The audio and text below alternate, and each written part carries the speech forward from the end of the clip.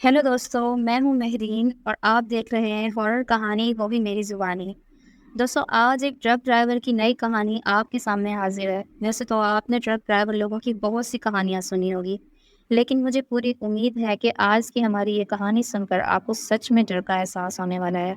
बस मेरी आपसे इतनी सी गुजारिश है कि अगर आप इस कहानी को पूरा सुनेंगे तो आपको सच में बहुत ज़्यादा मज़ा आएगा। साथ ही अगर आप पहली बार मेरे इस चैनल मेरीन स्कैरी स्टोरी 0.1 पर आए हैं तो चैनल को अभी सब्सक्राइब कर लीजिए। ऐसा करने से हमारे और आपकी नज़दीकियाँ बढ़ जाएंगी और आगे आने वाली तमाम वीडियोस अपडेट्स आप तक आसानी से पहुंच जाएंगी। तो ज़्यादा टाइम ना लेते हुए जल्दी से अपने कहानी को शुरू करते हैं। दोस्तों, आज की कहानी हमारे एक सब्सक्राइबर राजेश ने भेजी है, जो कि एक ट्रक ड्राइवर हैं। तो चलिए अब ये कहानी राजेश के पॉइंट ऑफ व्यू से स्टार्ट करते हैं। दोस्तों, मेरा नाम राजेश है और मैं राजस्थान का रहने वाला हूँ। मैंने ट्रक चलाने का काम बहुत कम उम्र में ही शुरू कर दिया था। जब मैं 20 साल का था तब से मैं मेरे मामा जी का ट्रक चलाने लग गया था। लेकिन जो डरावनी घटना मैं आपके साथ शेयर करने जा रहा हूँ वो तब की है जब मैं 30 साल का था। आज मुझे ट्रक चलाते हुए लगभग 15 साल हो चुके हैं, लेकिन इस घटना के बाद मैंने मेरे जीवन में ट्रक चलाते वक्त कभी भी शॉर्टकट रास्ता नहीं अपनाया। दरअसल ये घटना उस वक्त की है जब हमारे देश में लॉकडाउन लगा हुआ था और किसी को भी कहीं पर आने जाने की इजाज़त नहीं थी। सिवाय उस वक्त मैंने अपनी गाड़ी मेडिकल लाइन में दवाओं को लाने और ले जाने के लिए लगा रखी थी, इसलिए मुझे लॉकडाउन में भी गाड़ी चलानी पड़ रही थी। उस दिन मैंने ट्रक में हैदराबाद से सामान लोड किया, तो मुझे ये सामान मुंबई पहुंचाना था। दोपहर के 3 बजे तक ट्रक में पूरा सामान लोड हो चुका था। लगभग शाम के 5 बजे तक मैं थोड़ा आराम करने के बाद अपने ट्रक को लेकर अपनी मंजिल की तरफ चल पड़ा। मुझे ये सामान अगले दिन शाम तक मुंबई पहुंचाना था, इसलिए मैं काफ़ी अच्छी खासी रफ्तार में चल रहा था। अब जैसा कि आप सभी जानते हैं कि जितना सांस लेना ज़रूरी होता है, लॉकडाउन के टाइम पर मास्क लगाना भी उतना ही ज़रूरी था, क्योंकि अगर गलती से भी कहीं पर पुलिस वाले ने बिना मास्क के देख लिया तो चालान काटने में देरी नहीं लगेगी। यही सोचकर मैंने जब ट्रक स्टार्ट किया था उस वक्त मास्क लगा लिया था। अब लगातार मैं अपनी मंजिल की तरफ बढ़ रहा था और धीरे धीरे दिन ढलने के कारण चारों तरफ अंधेरा फैलने लगा था और सड़क पर सिर्फ अंधेरे के अलावा कुछ भी नहीं दिख रहा था। तभी मेरे दिमाग में आया कि अगर मैं किसी तरह कल शाम से पहले, यानी कि जल्दी मुंबई पहुंच जाऊंगा, तो मुझे थोड़ा ज़्यादा आराम करने का वक्त मिल जाएगा। और यही सोचकर मैंने एक फ़ैसला किया कि यदि रास्ते में मुझे कोई शॉर्टकट रास्ता दिखता है तो मैं इस शॉर्टकट रास्ते को अपनाकर जल्दी मुंबई पहुंच जाऊंगा। लेकिन कुछ देर और गाड़ी चलाने के बाद न जाने क्यों मुझ पर नींद की झपकियां आने लगीं। इसलिए मैंने सोचा कि अगर रास्ते में कहीं पर थोड़ा हाथ मुंह धोकर चाय पी ली जाए तो ठीक रहेगा। यही सोचकर मैं अब ट्रक चलाते हुए हाईवे पर किसी ढाबे या चाय वाले की दुकान को तलाश करने लगा। लेकिन थोड़ी ही देर बाद मुझे याद आया कि ये तो लॉकडाउन का टाइम है और इस टाइम मुझे कोई भी ढाबा या दुकान नहीं मिलने वाली जहाँ पर बैठकर मैं चाय पी सकूँ। फिर मैंने अपने आप से अपने मन में ये कहा, क्या यार राजेश, तू भी कितना भोला है। भला लॉकडाउन के टाइम पर तुझे कहाँ चाय की दुकान मिलेगी। अभी मैं ये सोच ही रहा था कि तभी मुझे अचानक हाईवे पर कुछ दूर एक रोशनी सी दिखाई देने लगी। धीरे धीरे जैसे मैं उसके पास गया तो मुझे मालूम हुआ कि वो एक चाय की टपरी है और इस पर एक बुजुर्ग दुकानदार बैठा हुआ है। हमारे राजस्थान में छोटी और स्थायी दुकान को टपरी ही कहा जाता है। तभी मैंने इस बुजुर्ग आदमी के पास अपना ट्रक ले जाकर रोका और ट्रक में बैठे बैठे ही उससे पूछा कि चाय मिलेगी क्या। तो उसने मुझसे कहा कि सब कुछ मिलेगा, आप ट्रक से नीचे तो उतर कर आइए, यह सब कुछ वहीं पर ले आए। उसकी ये बात मुझे थोड़ी अजीब लगी, पर फिर भी मैंने तो थोड़ी देर चाय पीनी थी, इसलिए मैं ट्रक से नीचे उतर गया और फिर मैंने उस आदमी को एक चाय बनाने को कहा। इस आदमी को चाय बनाने के लिए कहकर मैं अपने ट्रक से अपनी पानी की बोतल निकाली और अपने मुंह को धोने लगा ताकि थोड़ा फ्रेश फील हो सके। थोड़ी देर बाद उस आदमी ने चाय बनाकर मुझे दे दी, लेकिन उसकी चाय का टेस्ट कुछ अजीब था। जब मैंने उसके बारे में उससे पूछा तो उसने कहा कि साहब, ये चाय भैंस के दूध की नहीं है। वो क्या है कि लॉकडाउन का वक्त है तो दूध की सभी दुकानें तो बंद होती हैं और मेरे घर में सिर्फ चंद बकरियां हैं, तो मैं इन बकरियों का दूध निकाल कर ही ये दुकान पर लाता हूँ और इसकी चाय बनाकर बेचता हूँ। शायद आपने कभी बकरी के दूध की चाय पी ही नहीं होगी। اس لیے آپ کو اس کا ٹیسٹ تھوڑا عجیب لگ رہا ہے۔ تب میں نے اس سے پوچھا کہ یہ لاک ڈاؤن کے ٹائم پر تم نے دکان کیوں کھول رکھی ہے؟ پولیس وغیرہ آتی ہے تو تمہیں کچھ نہیں کہتی کیا؟ اس پر اس آدمی نے ایک عجیب سی مسکراہٹ کے ساتھ مجھ سے کہا، پولیس تو کیا، ہمارا تو کوئی بھی کچھ نہیں بگاڑ سکتا۔ اس کی مسکراہٹ بہت عجیب تھی اور وہ مسکرانے کے ساتھ ساتھ مجھے عجیب طریقے سے گھور رہا تھا۔ تبھی میں اس کو نظر انداز کرتے ہوئے چائے پینے لگا۔ مجھے لگا کہ یہ بڈھا تو سچیا گیا ہے۔ جب میں اس کی دکان پر چائے پینے اترا تو میں نے اپنا ٹرک چالو بھی چھوڑ دیا تھا، لیکن اچانک سے میرا ٹرک بند ہو گیا۔ مجھے لگا کہ یہ کیسے ہو سکتا ہے، کیونکہ میرا ٹرک ابھی نیا نیا ہی تھا اور وہ ایسے اپنے آپ کبھی بند نہیں ہوتا تھا جب تک میں خود اسے چابی سے بند نہ کروں۔ تبھی مجھے لگا شاید ٹرک سروس پر آ گیا ہے، اس سے اپنے آپ بند ہو گیا ہے۔ خیر میں اس بات کو نظر انداز کر کے چائے پینے لگا، لیکن پیتے وقت مجھے اس کی چائے کچھ تھوڑی زیادہ ہی عجیب لگ رہی تھی۔ جیسا کہ میں نے آپ کو بتایا کہ میں راجستھان کا رہنے والا ہوں، تو میں نے میرے جیون میں پہلے بھی بہت بار بکریوں کے دودھ کی چائے پی تھی، لیکن کبھی بھی اس کا ٹیسٹ ایسا نہیں تھا جیسا کہ آج اس بڈھے کی چائے کا تھا۔ تبھی چائے پیتے وقت اچانک میری نظر اس بڈھے کی ٹپری کے بغل سے جا رہے راستے پر گئی۔ مجھے لگا کہ شاید یہ کوئی شارٹ کٹ راستہ ہے، اور تبھی میں نے اس آدمی سے پوچھا کہ یہ راستہ کہاں جاتا ہے؟ تو اس آدمی نے پھر سے اس عجیب سی مسکراہٹ کے ساتھ مجھ سے کہا کہ جہاں جانا چاہتے ہو یہ راستہ تمہیں وہیں پہنچا دے گا۔ تو میں نے اس آدمی سے کہا کہ تمہیں کیسے پتا کہ میں کہاں جانا چاہتا ہوں اور یہ راستہ مجھے وہاں پہنچا دے گا؟ اس پر وہ آدمی مجھ سے کچھ نہیں بولا، بس چپ چاپ اپنا سر نیچے کیے بیٹھا رہا۔ تبھی میں نے اس سے پھر سے پوچھا، اچھا یہ تو بتاؤ کہ اس راستے سے ممبئی جانے پر کتنی دوری کم پڑے گی؟ تو اس پر اس آدمی نے اپنا منہ نیچے کیے ہی بولا، 150 کلومیٹر کی دوری۔ ابھی میں اس آدمی سے کچھ اور پوچھنے ہی والا تھا کہ تبھی وہ آدمی عجیب طریقے سے کانپنے لگا۔ جب میں اس کو غور سے دیکھا تو اس کا ایک ہاتھ بہت زیادہ کانپ ہوا تھا۔ مجھے تھوڑا عجیب لگا۔ پھر میں نے اس سے کہا کہ کیا ہوا، طبیعت تو ٹھیک ہے نا تمہاری؟ اس پر اس آدمی نے میری طرف بہت ہی عجیب طریقے سے گھورتے ہوئے کہا، تمہارا کام ختم ہو گیا ہے، تم جا سکتے ہو یہاں سے۔ مجھے بھی اس سے کچھ زیادہ مطلب نہیں تھا، اس لیے میں جا کر اپنے ٹرک میں بیٹھ گیا۔ لیکن ٹرک میں بیٹھنے کے بعد جب میں نے اس آدمی کو دیکھا تو اس کی حرکتیں مجھے بہت عجیب لگ رہی تھیں۔ مجھے تو وہ بڈھا پہلے ہی بہت سچایا ہوا لگ رہا تھا، اس لیے میں نے اس کی طرف زیادہ دھیان نہیں دیا۔ لیکن نہ جانے کیوں اس کی چائے پینے کے بعد میرا دھیان بار بار اس شارٹ کٹ راستے کی طرف سے جانے کو ہی کر رہا تھا، اور وہ ابھی آخر میں یہی، میں اس شارٹ کٹ راستے سے ہی ممبئی کی طرف چل پڑا۔ اب چاروں طرف گھنا اندھیرا چھا چکا تھا۔ جب میں نے اپنی گھڑی میں ٹائم دیکھا تو رات کے 8 بج رہے تھے۔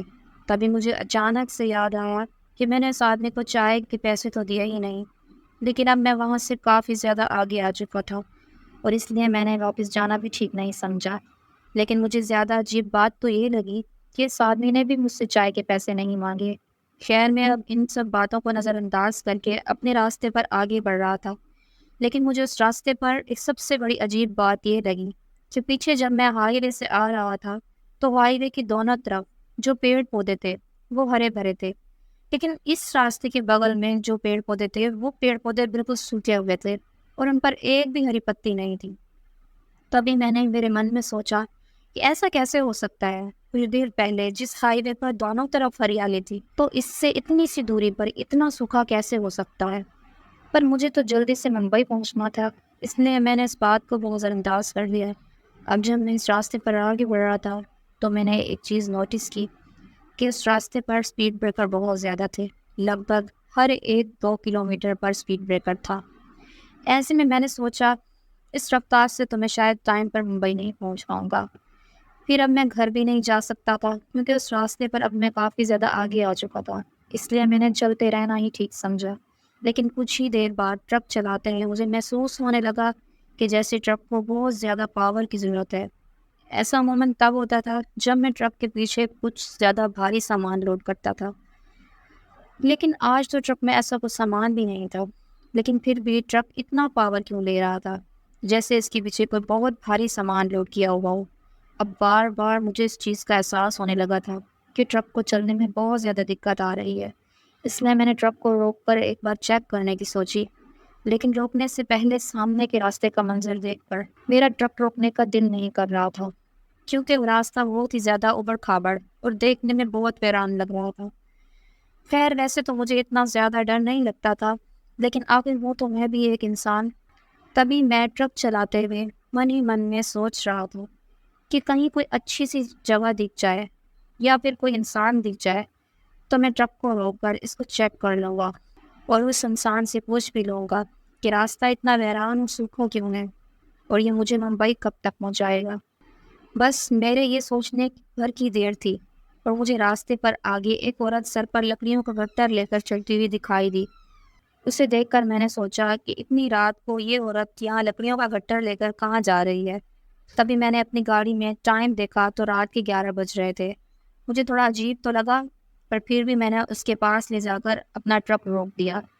ٹرک کی ہیڈ لائٹس کی روشنی میں وہاں عورت دکھنے میں کافی خوبصورت اور نوجوان نظر آ رہی تھی، لیکن اس نے گھونگھٹ نکال رکھا تھا۔ میرے ٹرک کو اس کے پاس رکتا دیکھ کر وہ عورت بھی وہیں رک گئی۔ تبھی میں نے اس عورت سے پوچھا کہ راستہ کتنا لمبا اور ہے، لیکن شاید ٹرک کے انجن کی آواز میں اسے کچھ سنائی نہیں دے رہا تھا، اس لیے میں نے نیچے اتر کر اس سے بات کرنا ہی ٹھیک سمجھا۔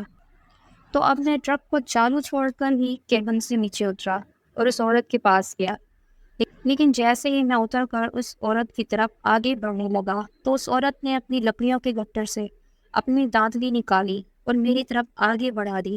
یہ دیکھ کر میں بہت زیادہ ڈر گیا۔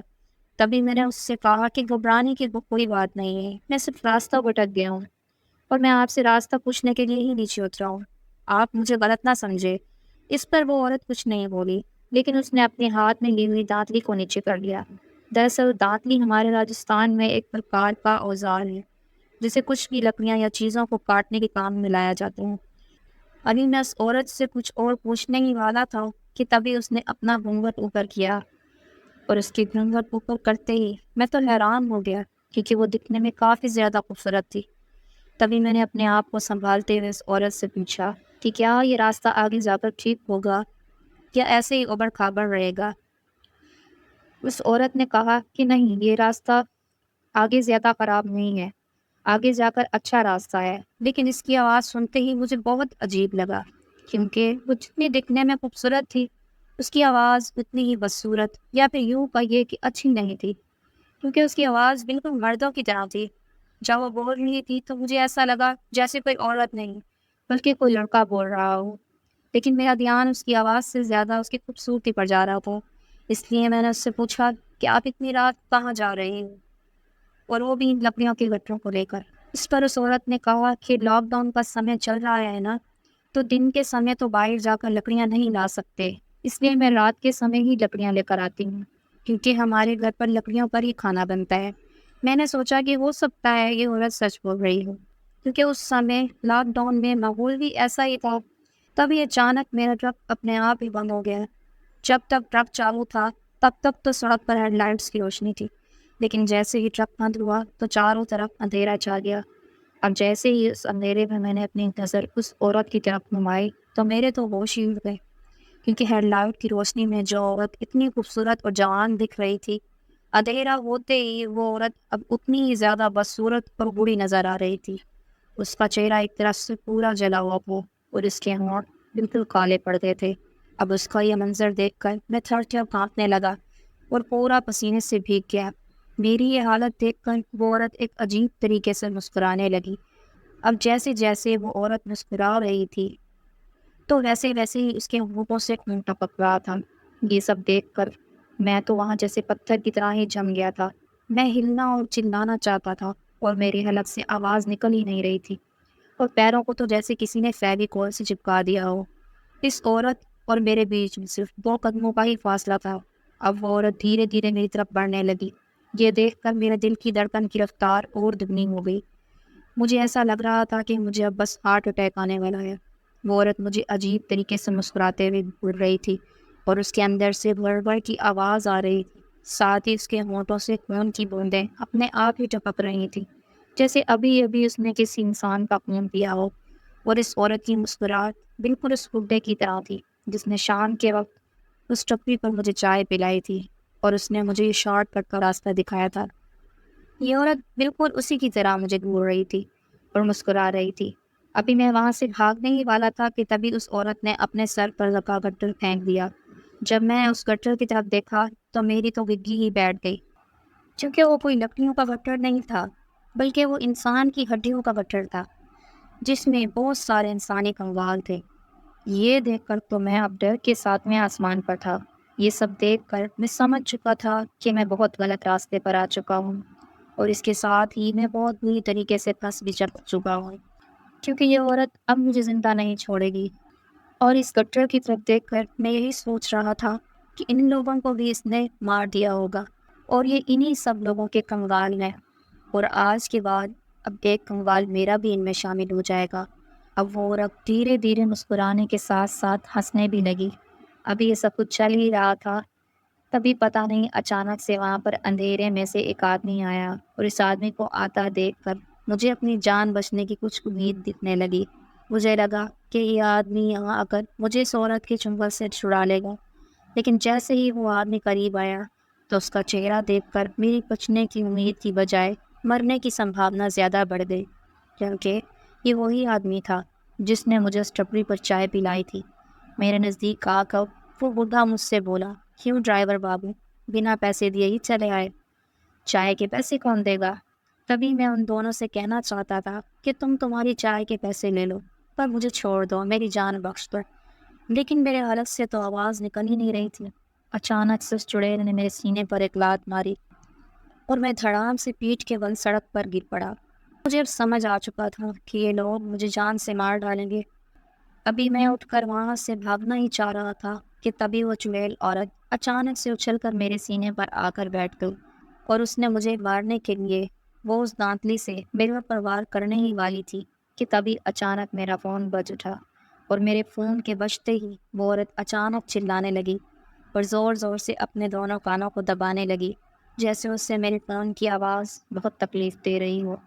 تبھی میں نے میرے فون کی گھنٹی کی طرف دھیان دیا تو مجھے یاد آیا کہ میں نے میرے فون کی گھنٹی میں ہنومان چالیسا لگا رکھی تھی، اور فون آنے پر اس ہنومان چالیسا کی آواز کو سن کر ہی وہ چڑیل چاہ کر بھی مجھ پر وار نہیں کر پا رہی تھی۔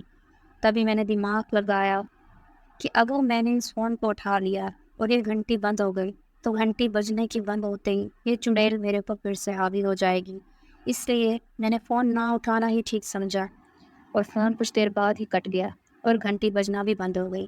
گھنٹی بجنے کے بند ہوتے ہی وہ چڑیل میرے اوپر پھر سے وار کرنے ہی والی تھی کہ تبھی پھر سے فون بج اٹھا، اور پھر سے فون میں ہنومان چالیسا کی آواز بجنے لگی۔ اس کے ساتھ ہی اس بار اچانک سے پتہ نہیں کیسے میرا ٹرک اپنے آپ ہی چالو ہو گیا، اور ٹرک کے چالو ہوتے ہی ٹرک کی ہیڈ لائٹس کی روشنی جلی اور میرے آس پاس اجالا ہو گیا۔ اجالا ہوتے ہی وہ چڑیل عورت اور وہ بڈھا وہاں سے غائب ہو گئے، لیکن ابھی بھی میرے فون میں ہنومان چالیسا بج رہی تھی۔ کوئی تو تھا جو بار بار میرے فون پر فون کیے جا رہا تھا، جس کی وجہ سے وہ ہنومان چالیسا بج رہی تھی۔ اب میں سمجھ چکا تھا کہ اگر اس چڑیل اس بڈھے کے چنگل سے نکلنا ہے تو ہنومان چالیسا ہی ایک ماتر میرا سہارا ہے، جو کہ مجھے یہاں سے سکشت باہر نکال سکتی ہے۔ اس لیے میں اپنے شریر کا پورا زور لگا کر ترنت اٹھا اور ٹرک کے کیبن میں چڑھ کر میوزک سسٹم میں فل آواز میں ہنومان چالیسا چلا دی۔ اب میں ٹرک کو فل سپیڈ میں بھگائے جا رہا تھا، تبھی ہنومان چالیسا کی آواز کے ساتھ مجھے میرے پیچھے سے ایسی آوازیں آ رہی تھیں جیسے کوئی چلا رہا ہو، جیسے کسی کا کوئی چھوٹ گیا ہو، لیکن میں ان سب کی آوازوں کو نظر انداز کر کے صرف اپنے ٹرک چلانے پر دھیان دیا۔ ٹرک چلاتے وقت میں نے سوچا، آج کس کا فون آیا ہوگا جس کی وجہ سے میری جان بچی ہے؟ میں دیکھنا چاہتا تھا کہ آخر کس کی وجہ سے آج میری جان بچی ہے، اس لیے میں نے اپنا موبائل نکالا اور دیکھنا چاہا کہ کس کا فون آیا ہے۔ تبھی میرے دماغ میں آیا کہ ہو سکتا ہے وہ چڑیل اور وہ بڈھا ابھی بھی میرے پیچھا کر رہے ہیں، اس لیے ابھی مجھے میرا پورا دھیان صرف ٹرک چلانے پر لگانا چاہیے، اور جب میں ممبئی میں انٹر ہو جاؤں گا، کوئی رہائشی علاقہ آ جائے گا، تبھی میں ٹرک کو روک کر فون کو دیکھوں گا۔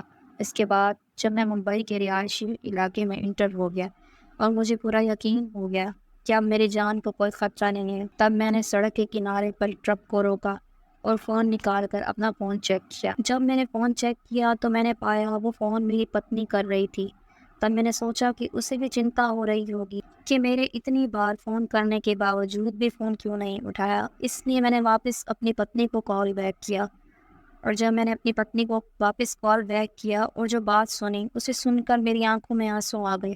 میری پتنی نے کہا کہ آپ کی بیٹی بار بار آپ سے بات کرنے کی ضد کر رہی تھی اور وہ کہہ رہی تھی کہ مجھے میرے پاپا سے ابھی بات کراؤ، اسی لیے میں آپ کو بار بار کال کر رہی تھی، پر آپ کو کہ فون ہی نہیں اٹھا رہے تھے۔ دراصل میں آپ کو بتانا بھول گیا کہ ابھی کچھ سال پہلے ہی میری شادی ہوئی تھی اور میری یہ 3 سال کی بیٹی ہے۔ تب میں نے سوچا کہ آج میری بیٹی کی وجہ سے میری جان بچ گئی۔ اگر میری بیٹی مجھ سے بات کرنے کی ضد نہ کرتی، فون نہ کرتی، تو آج میں مر ہی چکا تھا۔ اس لیے آپ سے بنتی ہے کہ بیٹیوں کو بوجھ نہ سمجھیے، بیٹیاں بہت انمول ہیں۔ اور اس دن کے بعد اب جب بھی میں مال کی ڈلیوری کے لیے ٹرک کے لے کر جاتا ہوں، اگر میری بیٹی کی فون کال آئے تو ہر کام کو چھوڑ کر پہلے میں اپنی بیٹی سے بات کرتا ہوں۔ آخر یہ جیون دان مجھے میری بیٹی ہی کی وجہ سے ملا ہے۔ اس کے ساتھ ہی اس دن کے بعد میں نے یہ شارٹ کٹ راستہ اپنانا چھوڑ دیا ہے۔ لیکن جب میں نے شارٹ کٹ راستے اور چائے والی ٹپری کی بات اپنے ساتھ والے ڈرائیور کو بتائی تو اس نے مجھے بتایا کہ آج سے کچھ سال پہلے وہ باپ اور بیٹی ایک چائے کی ٹپری کو چلایا کرتے تھے، لیکن ایک دن شام کو ٹرک والا شراب پی کر ٹرک چلا رہا تھا اور اس نے ان کی ٹپری کو ٹکر مار دی اور اس ٹکر میں وہ باپ بیٹی مر گئے۔ تبھی سے وہ باپ بیٹی ٹرک والوں کو روک کر وہاں چائے پلاتے ہیں اور اس شارٹ کٹ راستے پر جانے کے لیے ان کو گمراہ کرتے ہیں اور ان سے اپنی موت کا بدلہ لیتے ہیں۔ تو دوستو یہ تھی ہماری آج کی کہانی۔ آپ کو کیسی لگی کمنٹ باکس میں ضرور بتائیے گا۔ فی الحال کے لیے چلتی ہوں، بس اپنا اور اپنی فیملی کا خیال رکھیں۔ ابھی تک بھی میرے چینل کو آپ نے سبسکرائب نہیں کیا ہے تو ویڈیو کو لائک کر کے چینل کو سبسکرائب کر لیجیے۔